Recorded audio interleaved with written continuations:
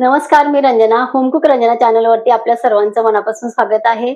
आज मी ढोकळा रेसिपी दाखवणार आहे. खूप वेळेला माझा ढोकळा चुकलेला होता. खूप वेळा मी YouTubeवर बघून सुद्धा ढोकळा केला. बराच वेळेला ढोकळा लाल कलर होत होता, कधी त्याला जाळी व्यवस्थित येत नव्हती, कधी त्याला क्रॅक जात होत्या. खूप वेळा मी ढोकळा ट्राय केलेला आहे. बरेच वेळेला ट्राय करून आता परफेक्ट ढोकळ्याची रेसिपी माझ्याकडे आहे. जसं तुम्ही मार्केटमध्ये ढोकळा मिळतो तशीच ही रेसिपी आहे. फक्त मापामध्ये कुठलीही गडबड न करता जर हा ढोकळा असाच्या असा बनवला तर मार्केट सारखा ढोकळा इथे आपला तयार होणार आहे. चला तर मग आपण रेसिपीला सुरुवात करूया. इथे ढोकळ्यासाठी लागणारं साहित्य एक कप मी इथे घेतलेलं आहे बेसन पीठ. हे सर्व साहित्य आपल्याला चाळणीमध्ये टाकून आणि चाळून घ्यायचं आहे. इथे मी सम्राट कंपनीचं बेसन वापरलेलं आहे. तुम्ही आपलं रेग्युलर डाळीचं बेसन वापरलं तरी सुद्धा चालेल. इथे मी सायट्रिक ऍसिड वापरणार आहे. सायट्रिक ऍसिडचे दाणे असतात तर ते दाणे व्यवस्थित मिक्स होत नाहीत कधी कधी, म्हणून मी इथे ही पावडर करून ठेवलेली आहे. तर इथे ही टिप आहे, हे पावडर जर वापरली तर आपली व्यवस्थित इथे मिक्स होते. एक चमचा मी इथे घेतलेला आहे, असं प्लेन हाताने बोटाने करून आणि इथे घ्यायचं आहे. 1/4 चमचा इथे मीठ घेतलेलं आहे, असं बोटाने प्लेन करून घ्यायचंय. 4 चमचे आपल्याला इथे पिठी साखर टाकायची आहे. साखरेचे दाणे व्यवस्थित मिक्स होत नाही म्हणून इथे पिठी साखरेचाच वापर करायचा आहे. 4 चमचे आपण इथे पिठी साखर घेतलेली आहे. हळद इथे अर्धा चमचा घेतलेली आहे. हे आपल्याला इथे सर्व चाळून घ्यायचं आहे. इथे आपलं हे पीठ चाळून झालेलं आहे. हे जे आपल्या चाळणीमध्ये राहिलेलं आहे तर हे आपल्याला कधी साखर बारीक नसते, कधी सायट्रिक ऍसिड थोडंसं जाड राहून जातं. तर हे आपल्याला फेकायचं नाहीये, कारण हे आपल्या मापामधलं आहे. आपल्याला हे टाकायचं नाहीये.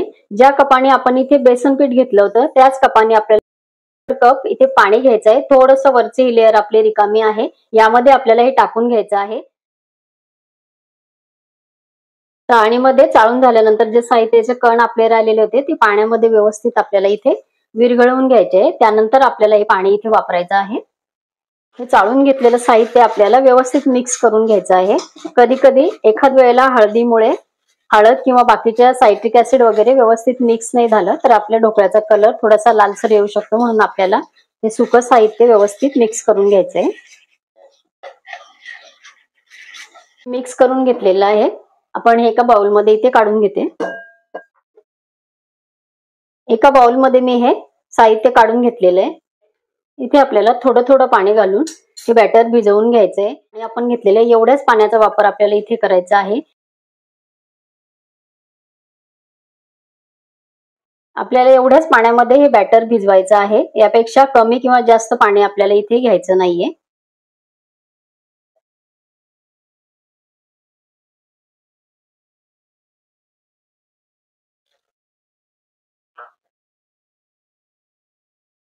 त्या चमच्याने आपण साखर घेतलेली आहे, त्याच चमच्याने आपल्याला इथे 1 चमचा तेल घ्यायचंय.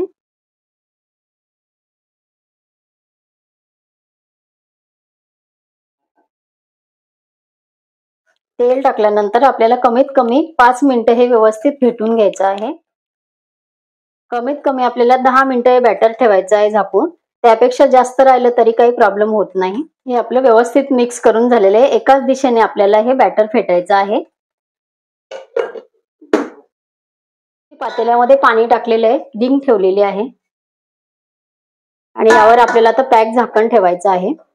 आणि इकडे आपण पातेल्यामध्ये पाणी गरम करत ठेवलेलं आहे आणि ज्या भांड्यामध्ये आपल्याला ढोकळा करायचा आहे त्या भांड्याला सगळीकडनं आपल्याला तेल लावून घ्यायचं आहे. हे सर्व दोन्ही कामं आपल्याला ढोकळा बनवण्याच्या आधी तयार ठेवायचे आहेत. इथे आपलं पाणी उकळलेलं आहे.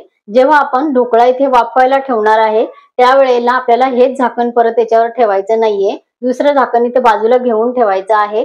वाफेमुळं त्या ताटाला पाणी आलेलं असतं, ते पाणी आपल्या ढोकळ्यावरती पडलं तर ढोकळा आपला चेपला जातो. त्यामुळे हेच झाकण याच्यावर आपल्याला परत ठेवायचं नाहीये. मी बॅटर 15 मिनिटं इथे ठेवलेलं आहे. पुन्हा एकदा मी बॅटर हे व्यवस्थित फेटून घेते.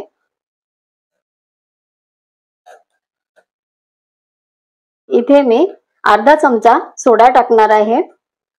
तो सोडा टाकल्यानंतर ते खूप जास्त फुलून येतं, तर ते फुलता फुलताच आपल्याला बॅटर या भांड्यामध्ये इथे टाकायचं आहे.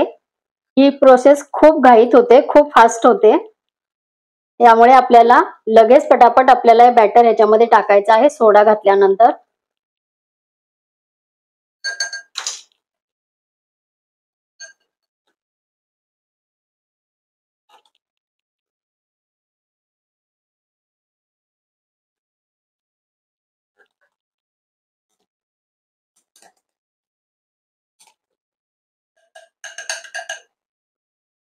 बॅटर मी भांड्यामध्ये टाकल्यानंतर लगेच आपल्या उकळत्या पाण्याच्या पातेल्यामध्ये ठेवला आणि त्याच्यावरती मी इथे दुसरं झाकण लगेच ठेवलेलं आहे आणि ते पॅक झाकण मी ठेवलं आणि गॅसवरती आपण जोपर्यंत ढोकळा ठेवत नाही तोपर्यंत गॅस फुल होता.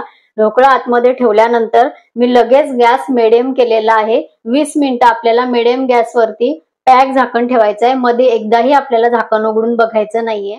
20 मिनिटांनंतर आपण झाकण उघडून स्टिकने आपला ढोकळा सगळीकडनं चेक करायचा आहे आणि ढोकळा जर आपला तयार झाला असेल तर सगळीकडनं सुटतो होतो आणि जर तसं नसेल स्टिकला जर का आपल्याला थोडंसं लागून आलं असेल बॅटर तर त्यानंतर आपल्याला 5 मिनिटं इथे ढोकळा परत आपल्याला वाफू द्यायचा आहे. मार्केटचा ढोकळा आपण जसा खातो त्याला जसा ओलावा असतो तसा ओलावा आणण्यासाठी इथे मी हे पाणी बनवून घेते. इथे आपण जो ढोकळा बनवलेला आहे त्या ढोकळ्याला भिजण्यासाठी आपल्याला एवढं संपूर्ण पाणी इथे लागणार आहे. गॅसवर एक पातेलं ठेवलेलं आहे. 1 चमचा मी इथे तेल घेणार आहे.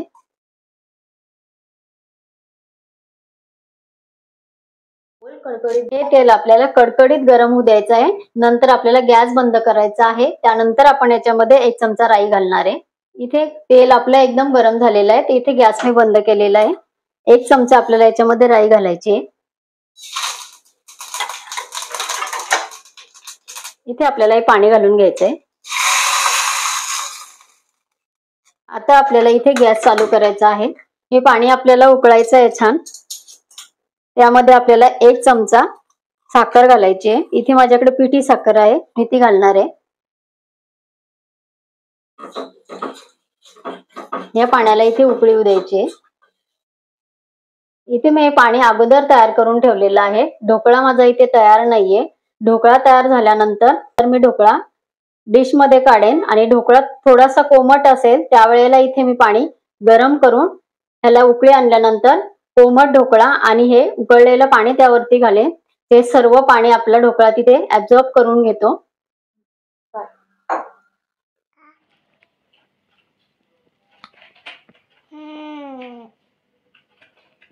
कसं झालंय? सॉफ्ट सॉफ्ट झालंय ना?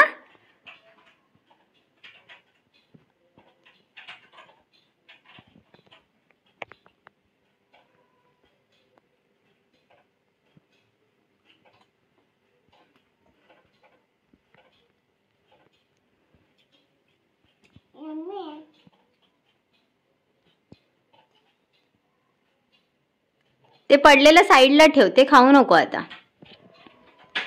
ते नको खाऊ बाबू. ते साईडला ठेव. दुसरा बाईट घे.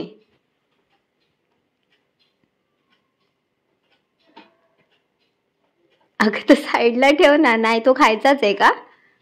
बर.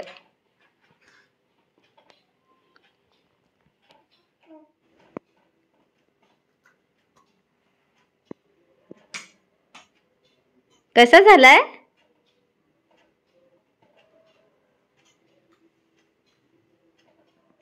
मार्केट सारखा परफेक्ट ढोकळा आपला इथे तयार झालेला आहे. परफेक्ट माप घेऊन परफेक्ट ढोकळा हा खरंच जसा मार्केटला मिळतो तसाच तयार होतो. पण जर तुम्ही मापामध्ये थोडंसं जरी कमी जास्त झालं तर ढोकळा इथे बिघडवू शकतो. कारण मी खूप वेळेला ट्राय केलेला आहे. तुम्हाला मी सुरुवातीलाच सांगितलं की मी खूप वेळेला ढोकळा ट्राय केलेला आहे. पण ही परफेक्ट तुम्ही मेजरमेंट घेऊन जर ढोकळा बनवला तर अतिशय स्पॉन्जी आणि तशीच चव लागणारा हा ढोकळा तयार होता. तर आजची ढोकळ्याची रेसिपी तुम्हाला कशी वाटली कमेंट करून सांगायला विसरू नका. आणि रेसिपी आवडली असेल तर लाईक आणि शेअर जरूर करा. भेटूया परत असंच एका छानशा रेसिपीवर. तोपर्यंत बाय बाय.